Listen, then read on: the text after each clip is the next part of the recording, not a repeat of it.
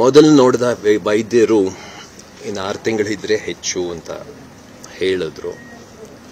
ಆದರೆ ಅವಳು ಛಲಗಾತಿ, ಏನಾದರೂ ಮಾಡಿ ನಾನು ಗೆಲ್ತೀನಿ ಅನ್ನುವ ಒಂದು ಛಲ ಇತ್ತು.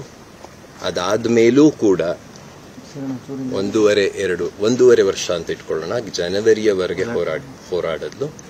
ಫೆಬ್ರವರಿಯಿಂದ ಸ್ವಲ್ಪ ಸೋತ್ಲು. ಯಾಕೆಂದ್ರೆ ಇದು ದೇಹವೇ ದೇಹವನ್ನು ಬಾಧಿಸ್ತಕ್ಕಂಥ ಒಂದು ವ್ಯಾಧಿ. ಹಾಗಾಗಿ ನಮಗ್ ನಾವೇ ಹೋರಾಡ್ಕೊಳ್ಳೋದು ಎಂಥದ್ದು. ನಾನು ಅರಿತಿರೋ ಹಾಗೆ ಕ್ಯಾನ್ಸರ್ ಅನ್ನೋದು that wants to make you a different person. ನೀನಲ್ಲದ ಇನ್ನೊಂದು ವ್ಯಕ್ತಿತ್ವವನ್ನ ನಿಮ್ಮ ಮೇಲೆ ಹೇರಕ್ಕೆ ಬಯಸುತ್ತೆ. ಅವಳು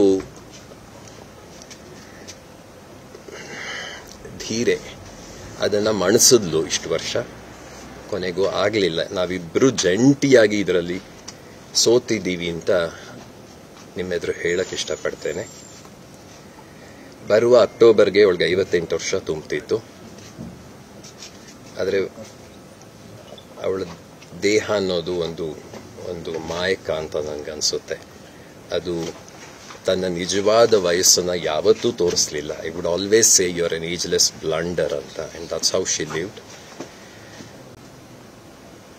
9-9:30 ಸುಮಾರಿನಲ್ಲಿ ನಿಧಾನವಾಗಿ ದೇಹ ತನ್ನನ್ನು ತಾನು ಹಿಂಪಡ್ಕೊಳ್ತು ಅಂತ ಹೇಳಕ್ ಬಯಸ್ತೇನೆ. ಇದಕ್ಕಿಂತ ಹೆಚ್ಚೇನೂ ಹೇಳಲಾರೆ.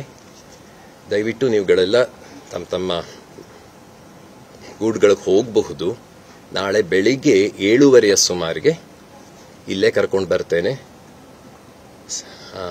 ಮನೆಯಲ್ಲಿ ಕುಟುಂಬದವರಿದ್ದಾರೆ, ಅವ್ರ ಜೊತೆ ಅಟ್ಲೀಸ್ಟ್ ಈ ರಾತ್ರಿಯನ್ನು ನಾನು ಕಳೆಯಲು ಬಯಸ್ತೇನೆ.